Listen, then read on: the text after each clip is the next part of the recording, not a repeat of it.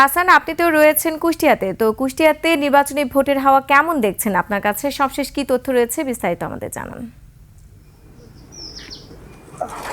আপনি যেমনটি বলছিলেন, আমি এই মুহূর্তে অবস্থান করছি কুষ্টিয়ার অন্যতম একটি সংসদীয় এলাকা কুমারখালী খোকসা নির্বাচনী এলাকায় আমি যুক্ত হয়েছি। আসলে আমি কুষ্টিয়ার যে 4টি সংসদীয় এলাকা সেখানে কিন্তু পর্যবেক্ষণ করে যেটা বাস্তব চিত্র দেখতে পেয়েছি, আসলে এখানে আনুষ্ঠানিক প্রচার প্রচারণা শুরু হওয়ার পর থেকে কিন্তু প্রার্থীরা তারা অবিরামভাবে ভোটারদের দ্বারে দ্বারে যাচ্ছে এবং ভোট প্রার্থনা করছে। বিশেষ করে সূর্য উদিত হবার পর থেকে, ফজরের নামাজের পর থেকেই এমনকি মধ্যরাত এবং এমনকি গভীর রাত পর্যন্ত তারা কিন্তু ভোটারদের দ্বারে দ্বারে যাচ্ছে এবং ভোট প্রার্থনা করছে। আমরা দেখেছি তারা তাদের নিজ নিজ এলাকার উন্নয়নের সাথে এবং নির্বাচিত হলে কি উন্নয়ন কর্মকাণ্ড বাস্তবায়ন করবে, নানা রকম ফিরিস্তি, নানা রকম ওয়াদা করে তারা কিন্তু ভোট প্রার্থনা করছে। আমরা কথা বলেছিলাম প্রার্থীদের সাথে, তারা আমাদেরকে যেমনটি জানিয়েছেন যে তারা এখন পর্যন্ত জেলার যে আইন শৃঙ্খলা পরিস্থিতি সেটা মোটামুটি সন্তোষজনক বলে আমাকে জানিয়েছে। তা সেই সাথে তারা কিন্তু একে অপরের বিরুদ্ধে বা প্রার্থীদের বিরুদ্ধে কিন্তু পাল্টা অভিযোগও আমাদের মাধ্যমে জানিয়েছে।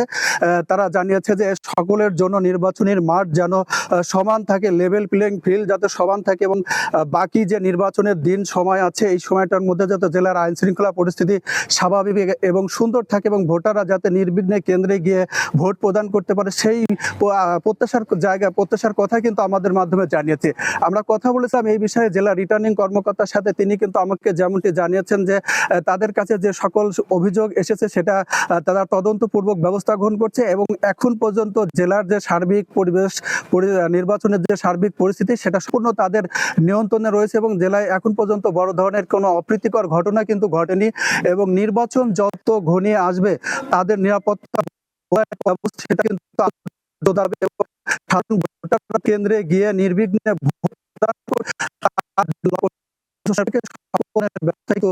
নেওয়া হয়েছে। আমরা কথা বলেছিলাম সাধারণ ভোটারদের সাথে, তারা আমাকে যেমনটি জানিয়েছেন যে আসলে কথার ফুলঝুরি নয়, বাস্তবিক অর্থে যারা এলাকার উন্নয়নে কাজ করবে, শিক্ষা, স্বাস্থ্য, মৌলিক অধিকার সহ বিশেষ করে কুমারখালীর কুষ্টিয়ার একটা বড় অংশ কিন্তু নদী ভাঙন কবলিত। এই নদী ভাঙন এবং কৃষি এবং তাঁত শিল্পের উন্নয়ন, বিকাশ এবং শিক্ষা বিকাশে যারা কাজ করবে তেমন প্রার্থীকে তারা কিন্তু বেছে নিবে। এই ছিল আমার কাছ থেকে কুষ্টিয়া থেকে। হাসান, আপনাকে ধন্যবাদ।